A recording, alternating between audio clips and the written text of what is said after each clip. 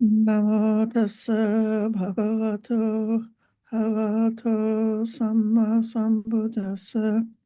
Namo tassa bhagavato arahato samma sambuddhassa.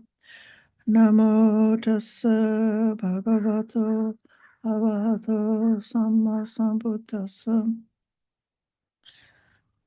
Homage to the Blessed One, the Enlightened One, the Perfectly Awakened One.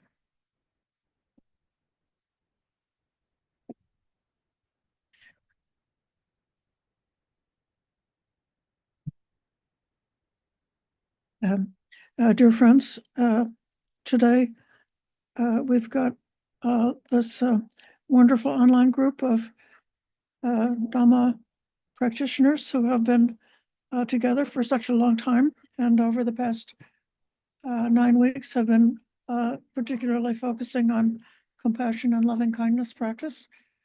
Today we also have some in-person visitors, including a few students from the nearby university who are here as part of their coursework. So you can help me to try to explain things and not assume that everybody knows everything already and that we're doing an advanced seminar, but instead also to explain as we go along.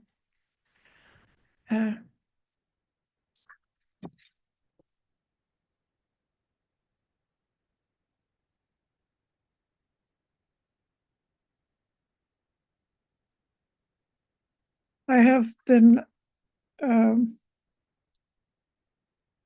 trying to move along sort of thematically with this loving kindness practice, starting with the ethical basis that someone who's kind is not likely to be a criminal because they don't want to hurt anybody.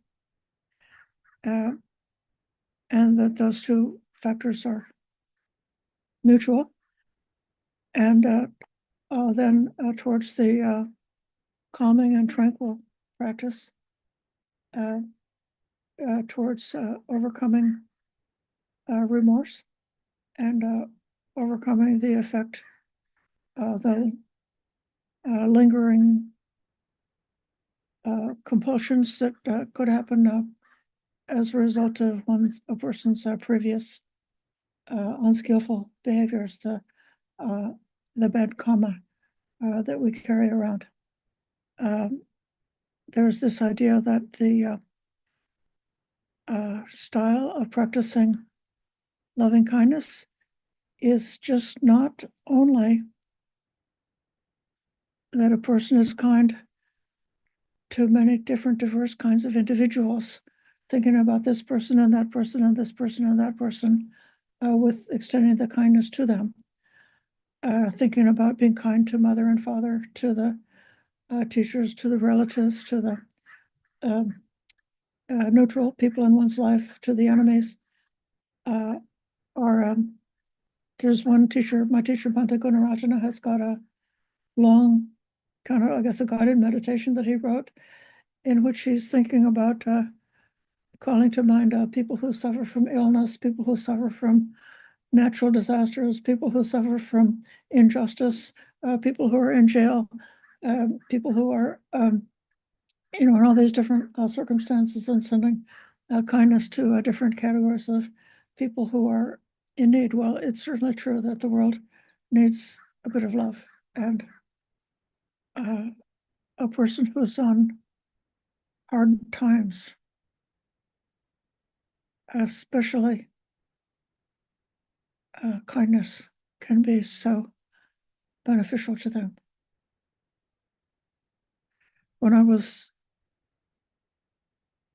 much younger, I had a job that was about a mile and a half from my home, so I walked to and from work every day, and I usually would give something to the homeless beggars that I saw along the way. And a few of them were very regular, and what I came to understand is that even more so than the few coins or bills that I might give would be to see somebody, to see them. It's a person, I see them as a human being. And so many of the people walk by and they just look the other way and they don't want to see that homeless individual that's there with their cup out or something like that. So to be seen is a great act of kindness. Another aspect of compassion or kindness is about protection. They say that as a mother would protect a child, even putting her own life in danger to protect her child, that statement is not just about the emotions that a mother has, but it's about the very idea of protection. So if you learn how to protect your own heart from harm by not hurting yourself, not engaging in toxic lifestyle, and then likewise for those who you care about, if you can, you would wish to protect them from harm. So then finally we came to this idea that's the theme for today's sutta, which is that the tranquility, the calmness that's developed through the metta practice is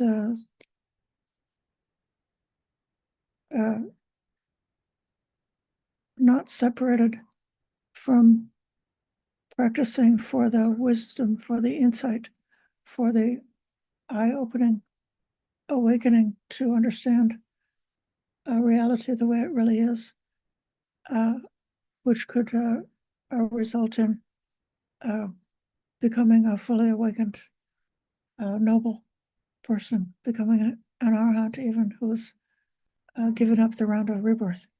So that's part of the Mettāsahagatasutta Sutta.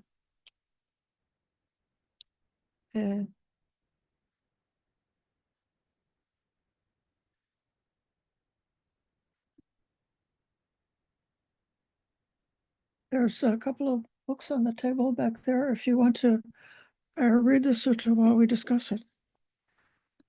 It's number 46.54 in the book.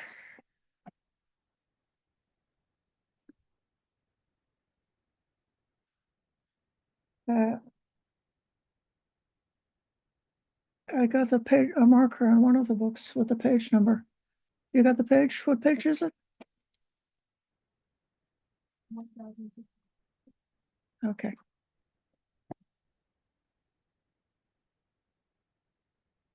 So we shall go straight ahead and read the sutta.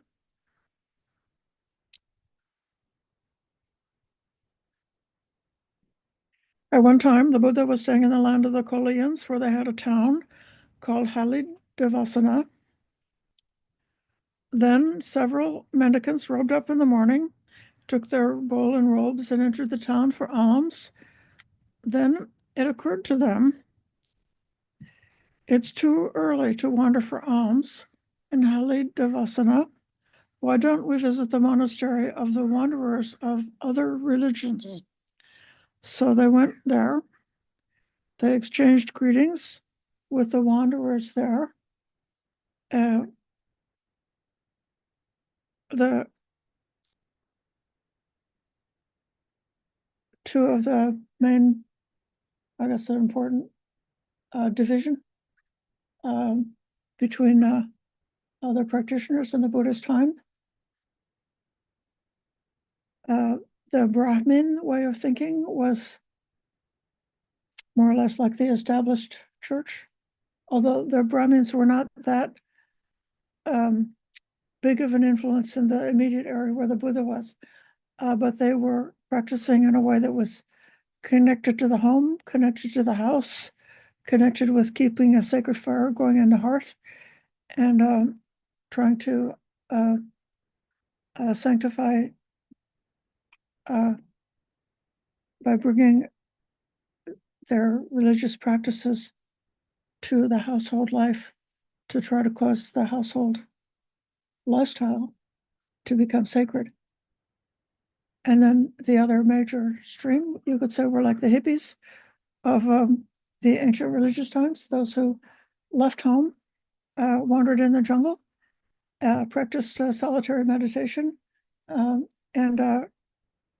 did not work for a living, were completely dependent for their existence on the charity of persons giving alms food. And there were many diverse kinds of wanderers who had a wide variety of different beliefs. Oftentimes they would gather, they would meet and hold debates about religious topics. So putting this in context. So they went to where the wanderers of the other religions were. Greetings and polite conversation. Then the wanderers said to the disciples of the Buddha, Reverend the ascetic Gautama teaches his disciples like this: come, give up these 5 hindrances, corruptions of the heart, that wicked wisdom, and meditate, spreading a heart full of love to one direction, to the second, to the third, and to the fourth. In the same way, above, below, across, everywhere, all around, spread a heart full of love to the whole world. This is metta, which is more commonly translated as loving kindness, because most translators want to make it clear that this is not romantic love, but it's more like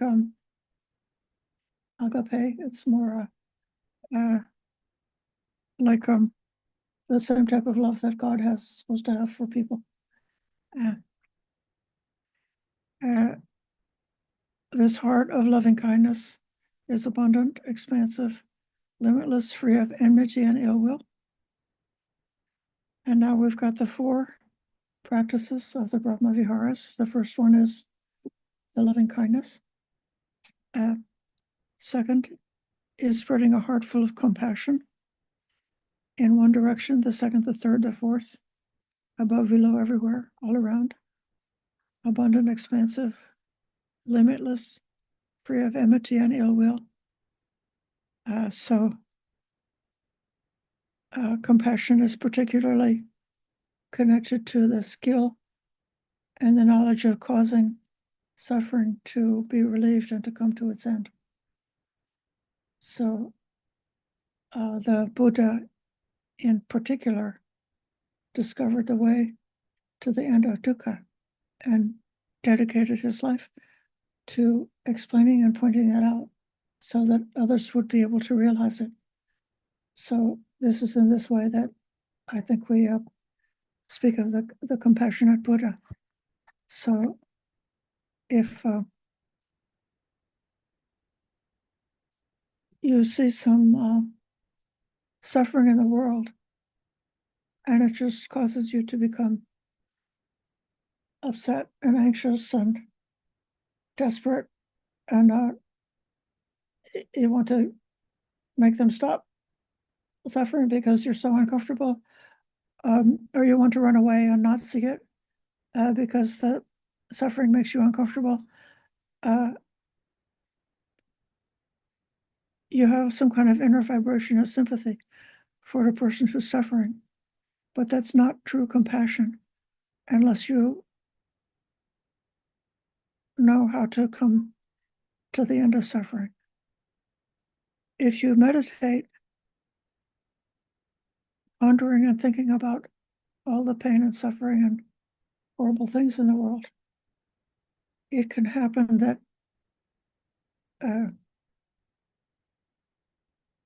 you'll get compassion fatigue, that it will actually make you sick and depressed if you're constantly thinking about how terrible things are. And so that's not the kind of meditation that's the right meditation for compassion. The right meditation for compassion is to direct your awareness to the end of suffering. Bring your mind, there is suffering in the world, and also suffering has its end. It has its cure. And direct the heart that way. And in that way, your own mind will be uplifted. You won't get compassion fatigue, and you will be able to be effective in doing whatever work you choose to do in the world. The third one is translated here as meditate, spreading the heart full of rejoicing in one direction, the second, the third, the fourth, in the same way, above, below, across, everywhere, all around. Abundant, expansive, limitless, free of enmity and ill will. So this mudita is sometimes translated as sympathetic joy. So if somebody else wins the lottery, you will not be jealous of them.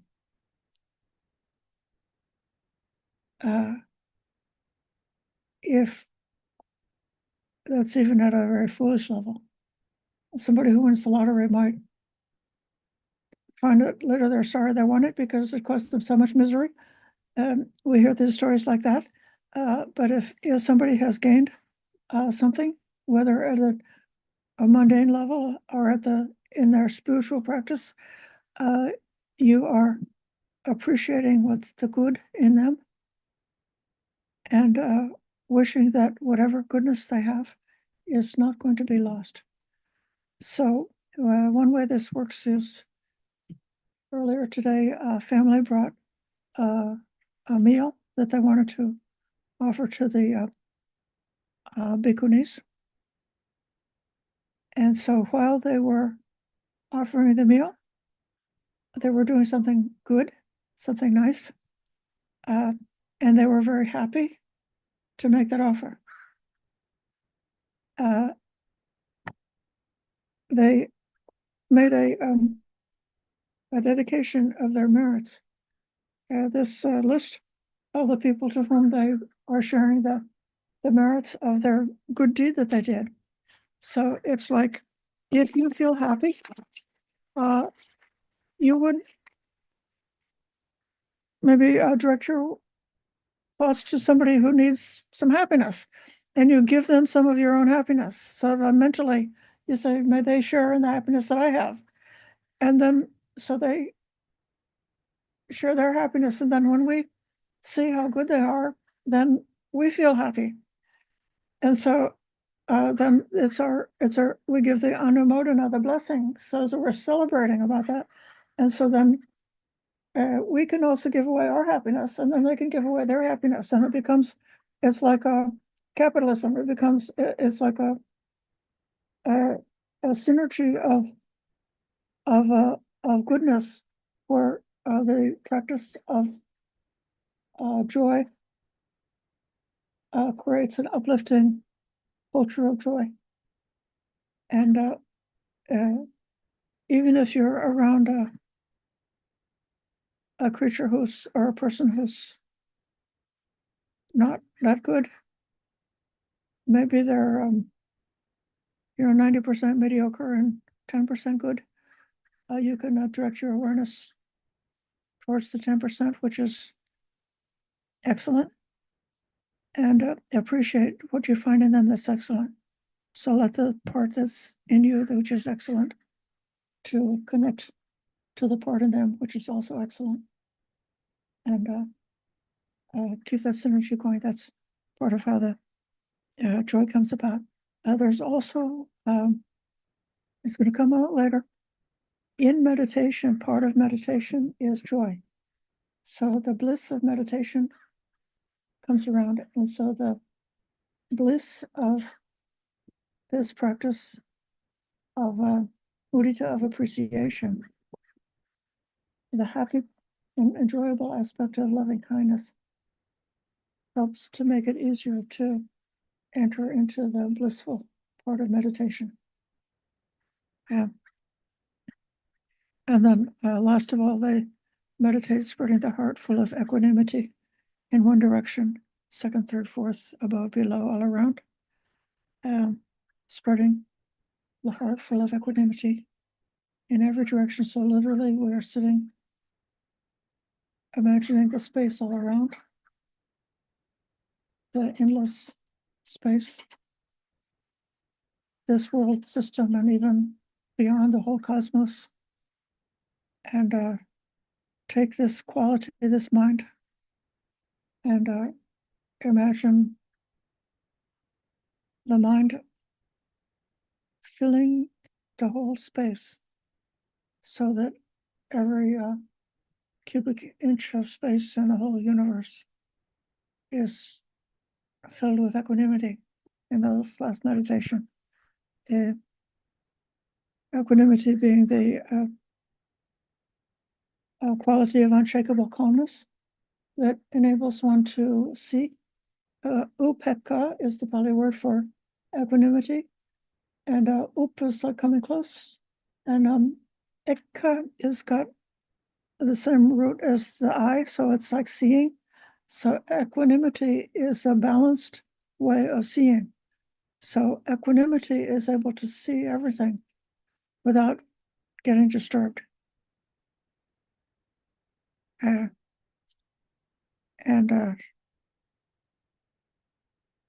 as we see that the world seems to be so disturbed right now, it's good that at least if somebody can be not disturbed, we've let us be the one who shall be the one who is not disturbed, who's able to see this roiling, toiling, suffering world, and to just see it the way it is from that equanimous point of view. So that's what the bhikkhus said. And the bhikkhus in the other group said, we too teach our disciples in just the same way. What then is the difference between the Asata Gautama's teaching instruction and ours? So now, these bhikkhus, these are the Buddha's disciples, neither approved nor dismissed that statement of the wanderers of the other religions. They got up from their seat and they thought, we shall learn the meaning of this statement from the Buddha himself. And you know, in the book, your translation is going to be different than the one I got. So they have their meal, they returned from their alms round, then they went up to the Buddha, they bowed and they sat down and told him what had happened. And in the Pali, this entire story gets repeated. So this would be like in the oral tradition. Through repetition, it becomes more memorable. And actually, you know, at Bhante Gunaratana's temple, I was involved in editing the chanting book that they use there, and it includes the Turning the Wheel of Dhamma and the Satipatthana and a few other of the longer suttas. And I usually, very often, they just go dot, dot, dot, and so you skip over it. But I had requested, and Bhante agreed to put in the entire extended repetitions. And especially with the Satipatthana Sutta, there's a part about the Four Noble Truths. And there's something about repeating the same song over and over again that was really like a revelation. It's like the meaning comes through much more strongly, much more clearly when we don't just kind of like skip over. But in this case, because of time, we're skipping over. Here's the Buddha's answer. When the wanderers of religion say this to you, you should say to them, but reverence, how is the heart's release by love developed? What is its destination, apex, fruit, and culmination? So the word here, metta ceto vimutti. So ceto vimutti, sometimes translated as liberation of the mind, but the cetas is also it's related to intention, and it's also related to intuition. And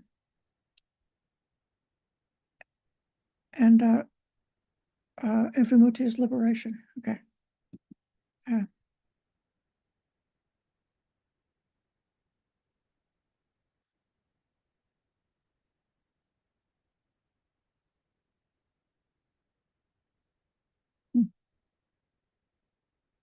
Bhikkhu Bodhi translates upekkha as there in the middleness.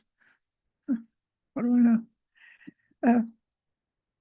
There are several different kinds of ceto vimutti in the suttas, and it's a little bit, you could say, technical, you could say, but there's a bit of maybe confusion or debate because the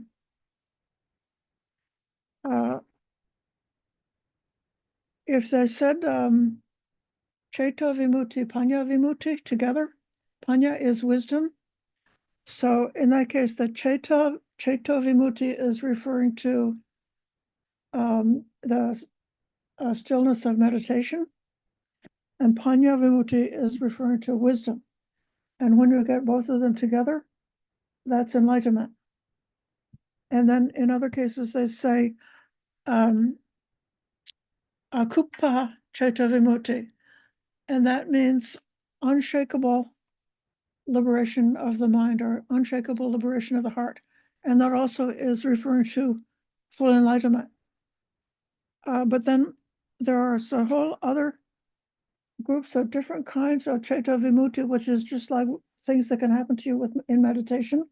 And don't be confused and think you're an arahant just because you experience this liberation of the heart while you're doing metta meditation. And now I'm going to, I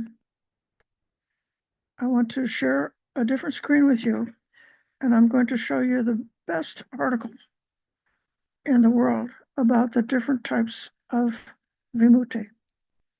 So this article is something that you can find. You can Google this, it's very easy to find. So it's called Ceto Vimutti, Panya Vimutti, and Ubato Bhaga Vimutti. And the author, he's a very, one of the early modern scholars about Buddhism.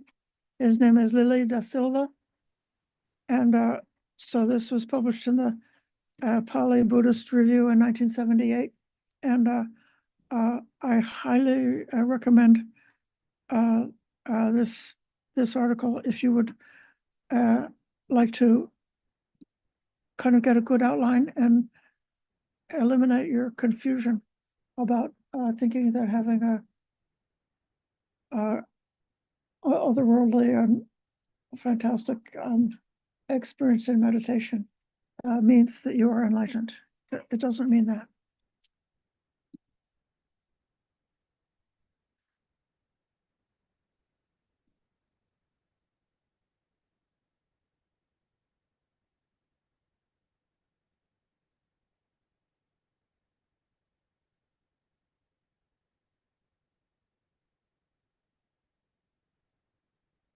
So, the apex, the highest point, the fruit, that's the result, or the culmination of this practice.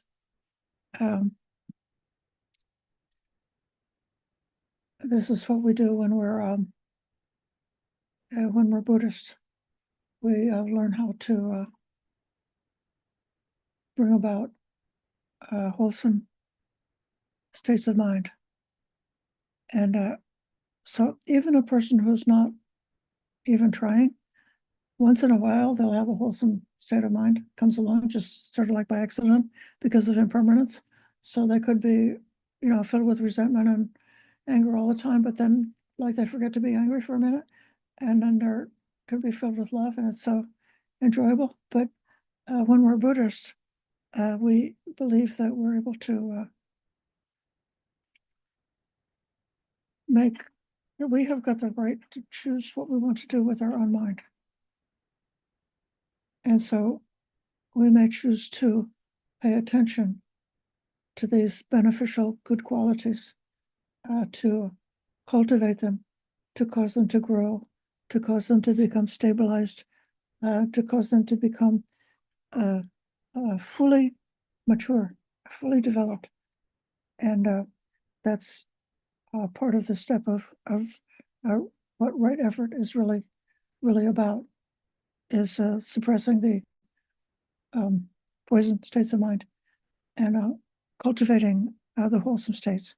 So the Buddha is going to teach how to do that in the case of these 4 divine abidings. Now, how is the heart's release? By rejoicing developed, by equanimity. So for each one.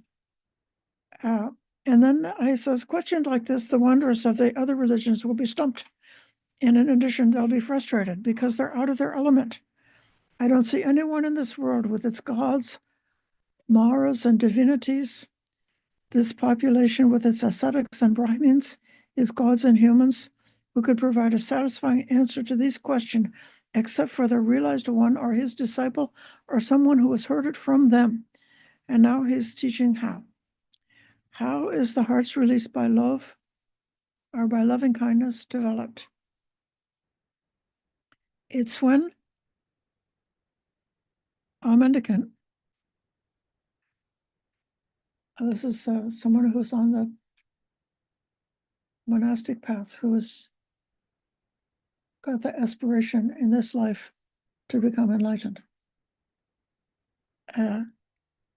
You don't have to wear a brown robe to be enlightened. There are many lay people who are householders who still can obtain stages of awakening. And we've met many, especially among the gray-haired elder crowd, those who no longer are tied up with taking care of their husband and their children and their jobs, who have dedicated their entire life to just the goal of seeing how far they can go towards awakening.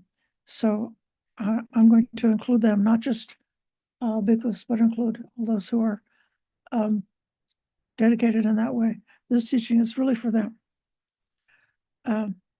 So in this case, the mendicant develops the heart's release for love together with the awakening factor of mindfulness, investigation of principles, energy, rapture, tranquility, immersion, and equanimity, which rely on seclusion, fading away, and cessation, and ripen as letting go.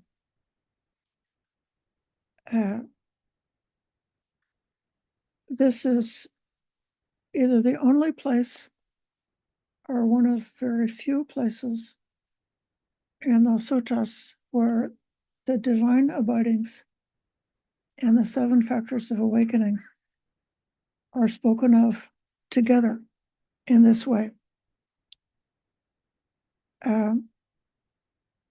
So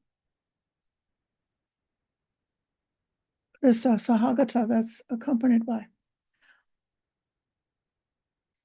let's think about how this works. Okay. I'll call in Richard.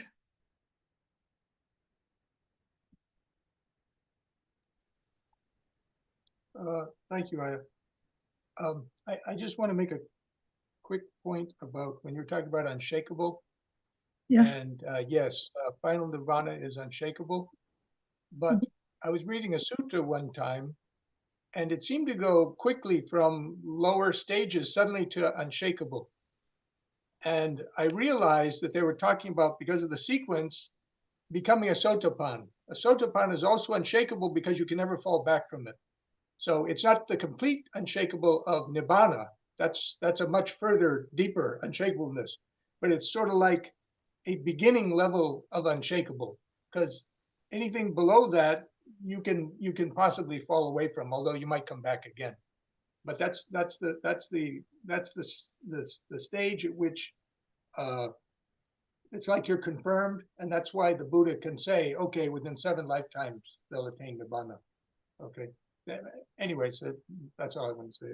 Thank you very much for listening. Thank you. So how would you develop the factors of awakening accompanied by loving kindness? Or how would you do loving kindness accompanied by the factors of awakening? So let's think about it. The first factor is called sati, or mindfulness. It means remembering, or like remembering to be mindful, or remembering what the Buddha taught. Okay, so if you make a determination that you're going to be cultivating loving kindness, and you remember to practice loving kindness as continuously as possible from morning until night throughout your retreat, like we're trying to do this for 3 months, of being continuously dwelling in these divine abidings for 3 months, day in and day out. We remember loving kindness, compassion, joy, equanimity. And so that's the sati accompanied by loving kindness. Okay. And then the next factor of awakening is the investigation of dhammas. This is investigation of what the Buddha taught, and also that's like a reflected with our own inner experience, like a dhamma. Sometimes refers to the wholesome qualities that one has within, either wholesome or unwholesome qualities of the mind. So like anger is an unskillful dhamma, and kindness is a skillful dhamma. Energy is a skillful dhamma. Unification of the mind, like a one-pointed concentration, is a skillful dhamma. So all of these characteristics of the mind are also called dhammas. So then, while we're trying to practice this loving kindness, we're aware of what's going on with the mind. Is the mind staying with it? Or perhaps you could notice that the mind rebels against loving kindness. I think there's somebody even in our class who was mentioning that they notice that, well, the more they try it, loving kindness, the more the mind rebels against it. And that happened when I was much younger. There was a period of time that when I tried to practice loving kindness, I would fall into intense grief and sorrow.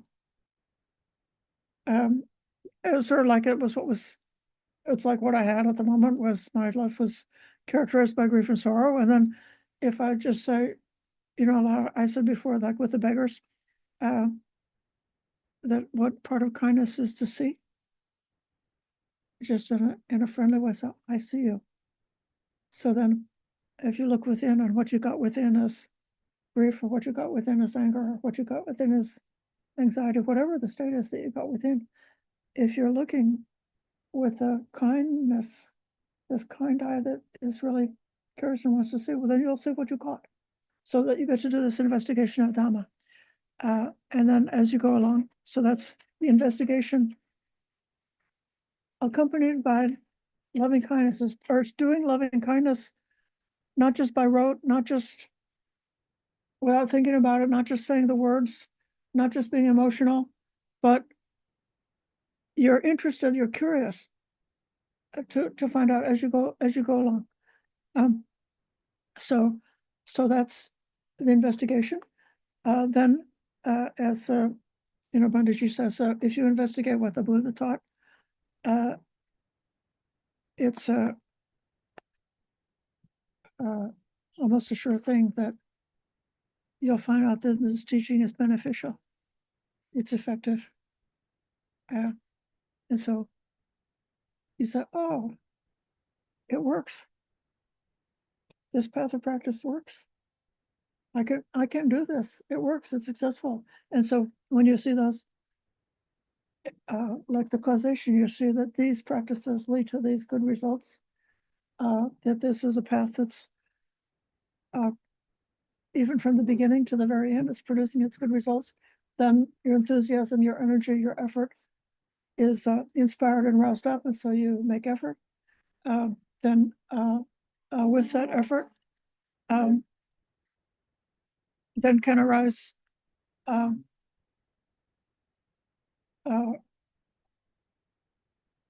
especially in the context of meditation,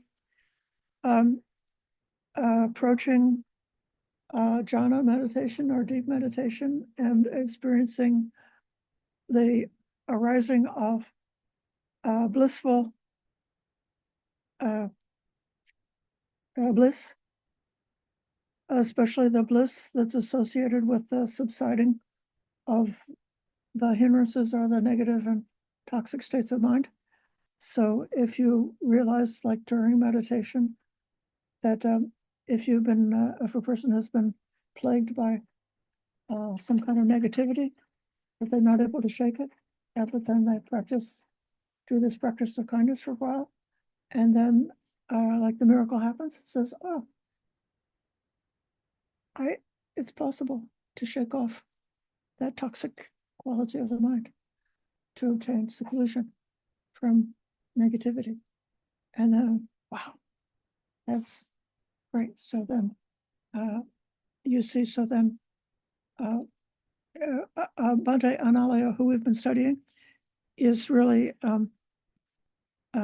emphasizing that among his students who are Westerners, when they try to practice jhana meditation or concentrated meditation, some of them are striving too hard and they get very intense about it, and then they're not able to settle the mind, and then they start to have remorse or feel like they're failures because they're not able to get into jhana meditation, and so the whole effort gets to be sort of like counterproductive. But this metta meditation is something that is very close and similar to jhana meditation and can morph into jhana meditation. It's a much easier, more forgiving, easier path.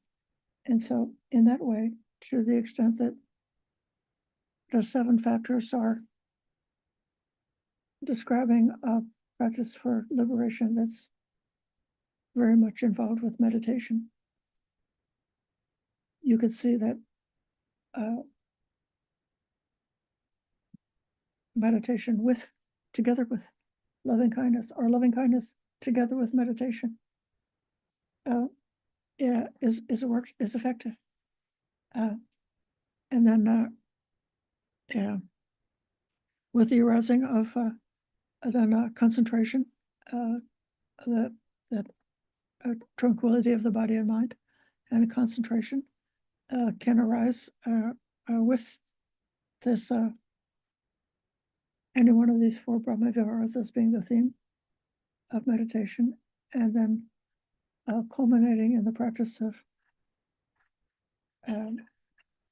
equanimity, which is the culmination of the 4 Brahma Viharas, and also the culmination of the 7 factors of awakening is equanimity. And so then at that point, the mind is balanced, pliable, flexible. You can do with the mind whatever you choose. And then it's possible to direct the mind or direct awareness towards seeing the conditioned and impermanent quality of meditation itself, and thereby let go of any clinging or any egotism, even about the meditation practice, no matter how blissful it is. And then with that reflection, one turns towards awakening. So that's how I see that part of it. Maybe I'll pause here and see if anybody else can explain it more clearly than me, or ask a question about this part, how metta and the factors of awakening goes together.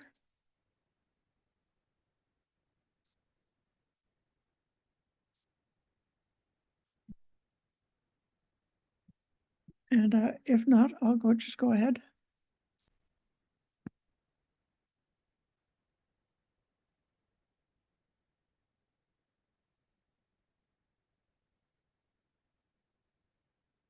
So now it comes to another set of thoughts. And this is really the sign of somebody who's able to do what they want with their own mind. If they wish, may I meditate, perceiving the repulsive in the unrepulsive. That's what they do. Now, this is not the same thing as subha, which is beautiful. Repulsive is called patikula. And I'm not sure that I really understand why patikula means that.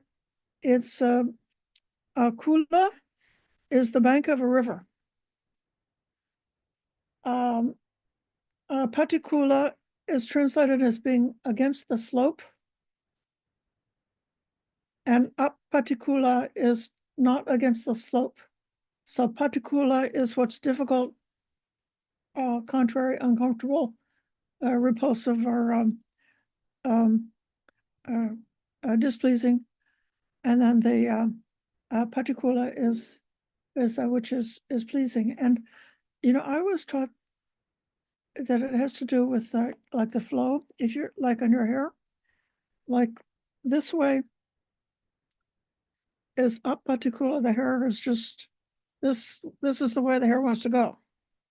And so it's very smooth going this way, but then going this way, it's going opposite to the way the hair wants to go. And so that's another kind of explanation that was given. So then when we look at the teaching about dependent origination, the way that the first part of dependent origination, everything's like going downhill and towards more and more suffering. And so that's going one way, and then the opposite way is more unusual for the one who's got wisdom, who's able to go upstream, to go against the stream, to go opposite to what it seems like nature wants.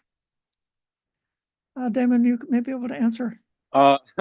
Well, I would never presume, but I think you've made it clear over the years that, for example, a very easy example is, even if I was explaining to my teenager, you look at something like, a person that strikes you as attractive, and so you start to cling You know, if my son is interested in another high school girl as a romantic interest, and he's admiring her beauty, he really wants her, blah blah blah.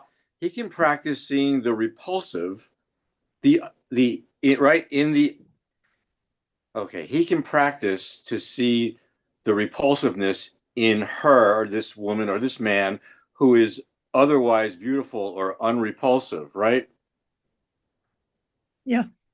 Yes. So Okay. that's exactly it. There's something that's developed in some of the other suttas that if you're like very attracted to someone or something, and you don't want your greed to take over, a way to train the mind is to look for that which is repulsive about that person. And so if you had like a beautiful girl or a beautiful young woman, and the apocryphal or the story is the Buddha caused an image of a beautiful lady to appear while he was giving a Dhamma talk. So there was this young girl standing up on the stage next to the Buddha, and I guess fanning him or something like that. And then over the course of a few minutes, she got old, and she got fat, then she got to be like really elderly, and then she got sick and fell down and turned into a corpse and was eaten by the worms, and just turned into bones and sand. And so like it was like this like a display about the thing which is really difficult to take about humans when we love them, which is that they get old and they get sick and then they die. And uh, it's the hardest thing for an ordinary person to accept is that loss. Uh, so seeing the repulsiveness in that way, or seeing the impermanence in things that are beautiful. And then the other one is, may I perceive the unrepulsive in the repulsive. So in that case, if you encounter, someone like Adolf Hitler, or somebody who's really like repulsive or scary or like that, then if you pervade them with loving kindness, pervade them with compassion, that's the way to, if you love them, if you really love them, that's the way to find the unrepulsive in the repulsive. Then may I meditate perceiving the repulsive in the unrepulsive and the repulsive. So that's like the mixed bag. So this will be like the case where you have a love-hate relationship. And that is the most addictive kind of pleasure that you can possibly have, is if there's something that's a pleasure, but then it's mixed with pain. When the pleasure and the pain gets mixed together, so you get to be high and afterwards you get to have a hangover.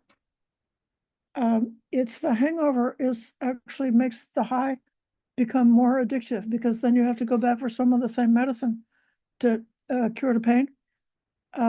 Or in a relationship, if somebody's in an abusive relationship, sometimes like the sex and romance can be super intense in that kind of relationship, because both sides, they feel so miserable because of the fight they just had, then they got to make up for it to overcome their misery. And so that becomes, it can become a terrible roller coaster. I think it's so psychologically astute in this teaching that the Buddha mentions that, which is the mixture. So in that case, there's two practices. One is seeing the impermanence and the repulsiveness of it, seeing they're going to die, seeing the situation is impermanent, coming to accept that it's impermanent, that the good part is not going to last long, the bad part doesn't last and then also pervading those persons and situations with loving kindness. And then the last is, may I meditate, staying equanimous, mindful, and aware, rejecting both the repulsive and the unrepulsive. That's what they do. So eventually, you see it's just feeling, just Vedana, just emotions. It's the nature of our humanity. And then, so this is the practice that the Buddha recommends. Richard.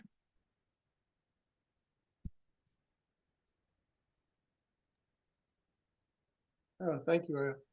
I'm wondering if this pati kula or kule, the word kule can also mean slope, like the slope of the river. So I'm wondering if what he's saying is that I can meditate on going with the flow of everything, or I can focus on going against the flow of everything, or like it says in the end, I can just become equanimous. You know, I'm not fighting against the flow, right? Or I'm not, going with the flow, right? I kind of step out of that whole thing and I just become equanimous. And how he ends with what was it about the beautiful, or I can just end up in the beautiful, and the beautiful is like the four Brahma Viharas, really the four jhanas, the four Brahma levels of heaven. That's referred to as the beautiful, right? Or I can just let my mind rest and just think there if I've not attained some higher state, right? So, just in other words, he kind of wants to bring you to rest, right? Don't be fighting so much against. You can do that if you want, okay, let me really focus on this, or let me focus on that, right? Or I can just be equanimous, or I can just let my mind rest in the Brahma Viharas, the beautiful, you know what I mean, for now, until I'm ready to go on for some higher experience. I don't know, that's just an idea on my part, because when I read this sutta many years ago, I had the same question. Why is this saying repulsive and unrepulsive? It just like you said in the beginning of your talk, it didn't quite hit me correct in looking at the Pali. Where did that come from? Anyways, that's what I'm going to say. Thank you very much for listening. The word kula also means like a heap or a pile. And that's why the bank of the river, I had been thinking of like a berm, or, something that's built up to protect against flooding. And I was kind of saying, well, it just doesn't fit. But the slope, the way that if you're going along the bank of the river, if you're going on a long hike, and then when you're going downhill, it'll be easier. But then when you're going upstream, maybe on a long tudong, hiking for many days, going up the river, then that's going to be more difficult, more work, and more effort, because it's going against the slope. Yeah, that's a good observation. Thank you. And so then, if they are doing this, practicing the factors of awakening, practicing to become equanimous towards that which is easy, that which is difficult, that which is with the slope, that which is against the slope, that which is repulsive, or that which is not repulsive, then the apex of the heart's released by love is the beautiful, I say.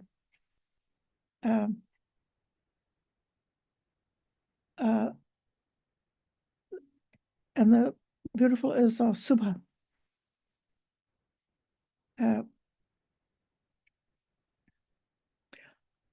The divine part of the divine abidings, or the beautiful part of jhana practice, the blissful and beautiful aspect of the first jhana. So the metta practice is especially associated with the first jhana, which is this bright, blissful, extremely enjoyable part of meditation. The commentators thought it meant that you would be meditating on a kasina, which is a type of a sign, and a type of an object in a round plate that's colored in a beautiful color, that you would meditate like staring at the kasina image in order to have something to focus the mind on. But that teaching is not, that's definitely commentarial, and it's opposite to what's taught in the Patisambhidamagga, which is a earlier elaboration of these practices.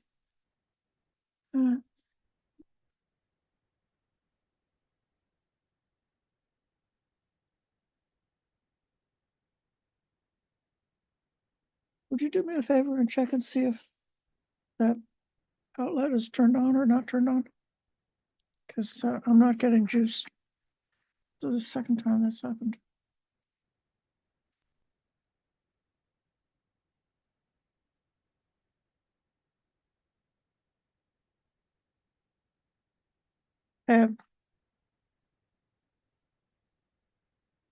Now the rest of this sutta is repetitive, but for each one of the four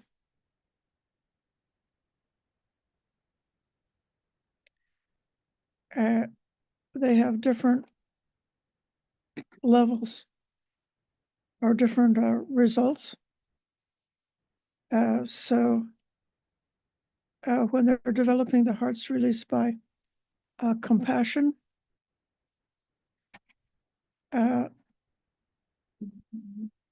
this is connected with meditation on the infinity of space.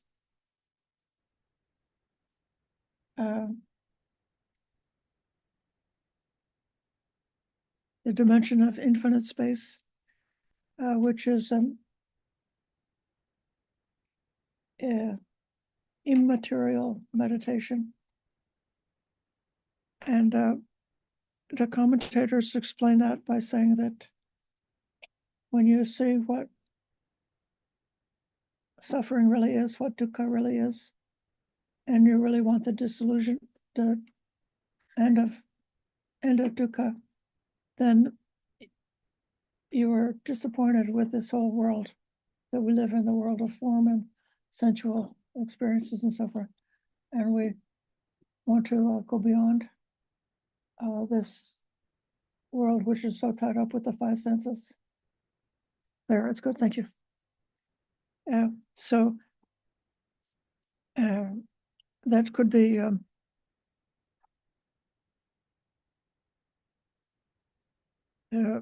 the meaning.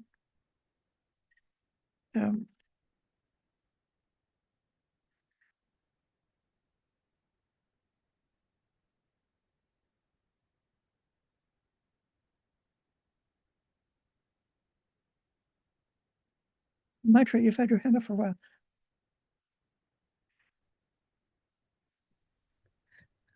I think you were getting to what I was going to ask. I had a question. I was looking at Bhikkhu Bodhi's translation, and yes, so it says that liberation of mind by loving kindness, metta, has beautiful as its culmination, and then for compassion, it has the base of infinity of space as its culmination. Liberation of mind by altruistic joy has the base of infinity of consciousness. And then finally, equanimity has the base of nothingness. My question was, can you elaborate on these four things? I'm guessing the beautiful is the four jhanas, and then the other three are the immaterial. Right. The other three are the three parts of the immaterial meditations. I got to say that This is a little bit, I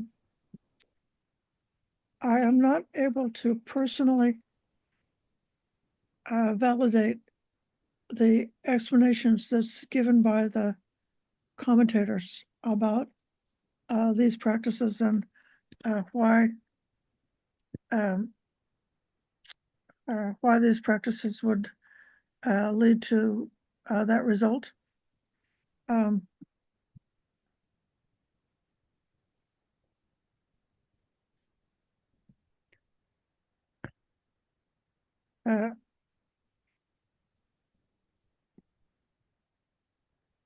The beautiful is referring to jhana.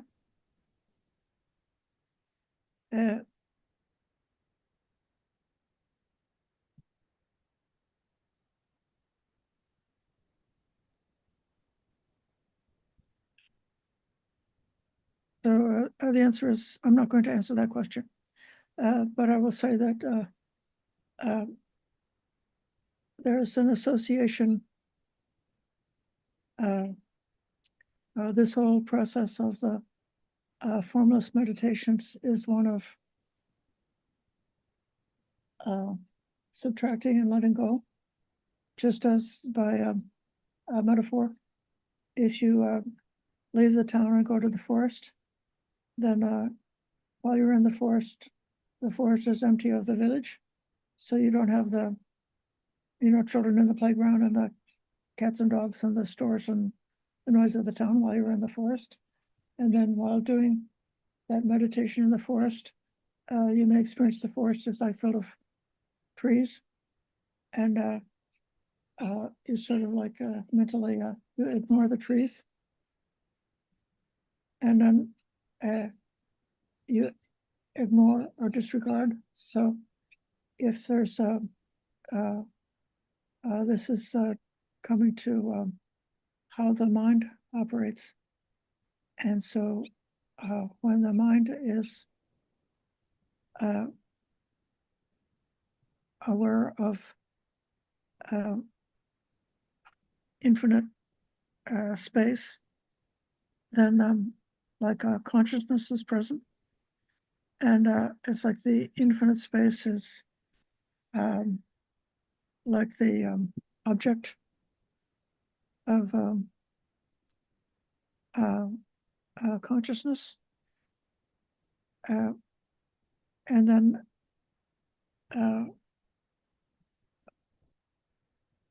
there's a kind of a duality of, you can see a separation between the mind and the thing that it is observing. So like the mind is observing infinite space, and then you drop the space away and you only have the mind. But this, for me, I don't really like to discuss it with you because it's theoretical and intellectual when I speak about it, because I've not really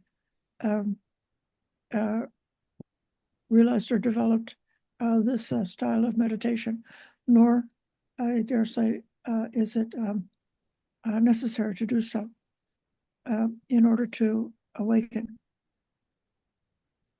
Thank you, Aye. I couldn't see the connection between these 4 Brahma Viharas and the 4 culminations that just couldn't see it. Thank you for your response.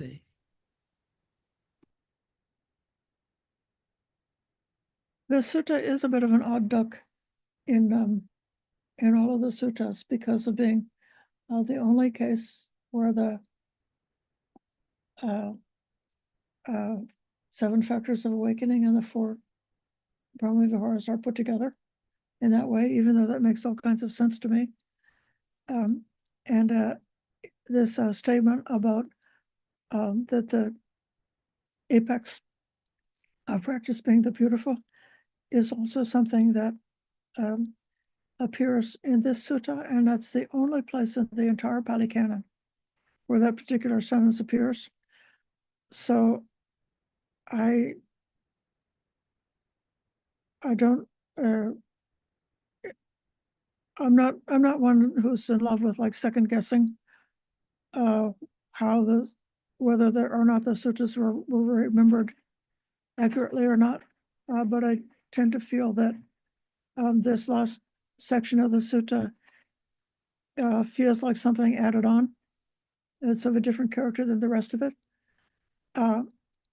But seeing this sutta is within the Bojjhanga Samyutta of the connected discourses of the Buddha, which gives a whole sequence of really fantastic, powerful, and useful teachings about how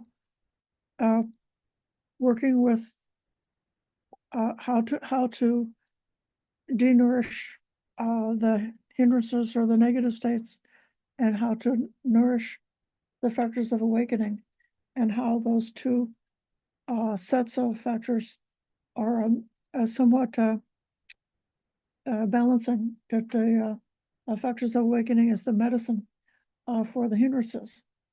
And so then once you've developed and really learned how to practice with this particular chapter, it's one of the best chapters. This chapter of the Bojjhanga Samyutta and the connected discourses. And then when you've done that, then you say, okay, we've got this way of approaching the practice. And so let's take what we've learned here and apply it to that and see how that works. And I believe that it shows that the practice of the Brahmaviharas is related to meditation for sure. And this makes it super clear how the practice of the Brahmaviharas or the divine abidings supports being able to enter into meditation. And it also shows powerfully how you don't just practice the Brahmaviharas because you want to go to heaven, because you want to go to the Brahma realm and dwell in the company of Brahma in the Brahma heaven, but instead that it works for awakening, that this is a practice that supports awakening.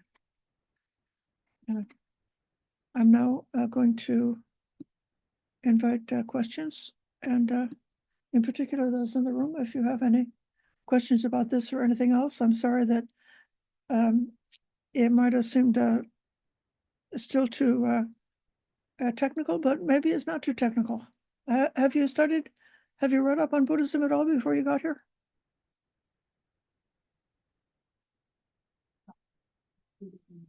Yeah. And are any of you kind of have a spiritual practice or connected to religion in any way? Yeah. Yeah. And do you find kindness is something that as a practice to do on purpose?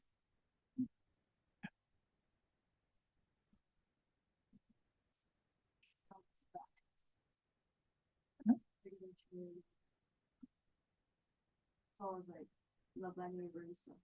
Yeah, That exactly. preaching Yeah. at church, but I'm like Sophia.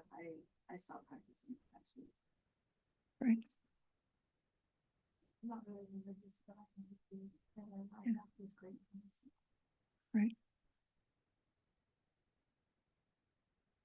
Well, I wasn't very religious either when I was in college, and in a certain way, I'm still not religious in the way that some people are. However, I think it's possible to obtain true happiness, and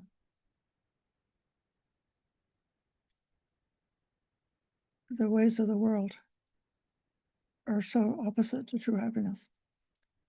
Didn't you say that the ordinary, mundane things that people do to try to be happy, see how it doesn't work. You get to the end, you say, oh, is that all there is? Yeah. Okay. Richard, I'm calling you one more time. Thank you, Aya. Some time ago, when I read the sutta, I was very fascinated by this concept that metta at first jhana reappears again at equanimity, fourth jhana, and then with formlessness, compassion, with boundless cognition, mudita, and like that, and then equanimity again at what I call unstuckness, the third formless level. And if you take mudita, there's some question about how exactly mudita should be translated. And one way it can be looked at is as softness, like a softening. So seeing this pattern where they repeat again, it struck me that, now wait a minute now, we have the beginning level of followers of the Buddha. It starts with the metta followers, right? And then it goes to the confidence, but the confidence followers, it says, takes on the precepts out of compassion for other beings, right? And then if you look at the Dharma follower, he's taking on the Dharma because his previous views are softening and his mind is becoming more pliant, right? Like this. And I began to notice this pattern. So I started going up. So from the Dharma follower attaining right understanding, I saw that as attaining equanimity again. But from that equanimity came metta, and metta came right view. And right view is compassion. You have compassion on yourself. You have compassion on all beings. That everyone is caught in the samsara and everything, but there is a way out. And so the next three path stages I equated with softness, because you try to think right, you try to speak right, you try to act right, and then you go into the fifth level, which is right livelihood. And for the monastic, Buddha says this is one of few wants. And so when you go out begging, right, to get your food or whatever, right, if they give you something, right, it's good. If they don't give you something, it's good, right? Equanimity. You try to not let your senses be distracted and everything, right? Kind of maintain an equanimity, not getting pulled this way and that way and everything, and not letting your mind get pulled in various ways, right? And then from right livelihood, you go to right effort, and right effort is where you try to have only the wholesome thoughts arise in your mind, and this is like compassion again, right? You don't want to think badly of anybody or anything like that, or of anything really. You want to only think wholesome thoughts, thoughts leading to liberation, etc., right? And then with mindfulness, right, the mind becomes pliant again, sort of like the Dharma follower, right? So your mind becomes, because of right effort, Buddha says it's easy to do, it's easier or easy to do right mindfulness, right? So your mind becomes more soft, more compliant. And again, that ends up in first jhana, which for a person who hasn't attained that before, that's really a very equanimous state of mind. It's not the economy of fourth jhana, but it's like, you're really bringing the mind together and you're forgetting about the five hindrances and the body. You're starting to set that all aside, right? And then again, you go through all the things, and I won't go through all of them, but you get up to equanimity again at the third formless stage, and you could say that becomes metta again, right? Because you're being super equanimous now. You're not trying to deal with anything or hurt anything or manipulate anything. You're trying to get out of that, And you get to further compassion when you go to neither perception nor non-perception, okay? Now you're not going to bother the external world in any way, right? And then if you attain cessation, the mind becomes super soft again, super pliant. Buddha says one who attains cessation attains the complete Ceto Vimukti, and they can think any thought they want to think. They can not think any thought they don't want to think, because they become a complete master of their mind. And then if you go to the final stage and attain Nibbana, that's pure equanimity again, of the highest level. And again, it reflects back into metta. The Buddha is super compassionate, for all beings. He's the friend of all beings, right? He wants all beings to free themselves from suffering and everything like that. Anyways, it's just a hypothesis on my view, on my part, but it just seemed to be connected with the continuous pattern of these four things. Anyways, that's all I wanted to say. Thank you very much for listening. We're coming up to the end of our time. I give Damon can give the last. Well, maybe someone else who hasn't spoke. Yeah. I just wanted to say that these metta practices that you've been teaching us has been very helpful in overcoming Sakyaditi for me, because it's no longer just about me and my fears and my love or my this or that, but we're getting very boundless and vast and including all beings and even beyond. So thank you. Okay, and let us close by giving respect to the Buddha, Dhamma, and Sangha.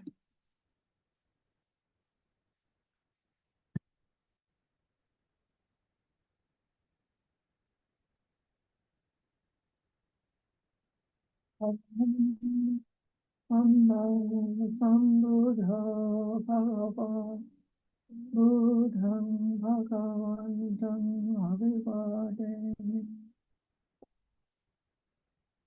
Svakato Bhagavata Dhammo Dhamman Namasami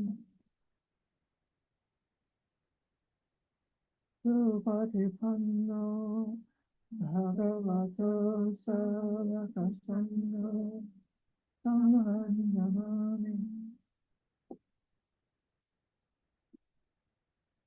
Sadhu, sadhu, sadhu. Thank you, Aya. Okay, thank you everybody for your patient listening and your good efforts with the practice. Yes. Thank you. Thank you. Thank you, Aya. Thank you.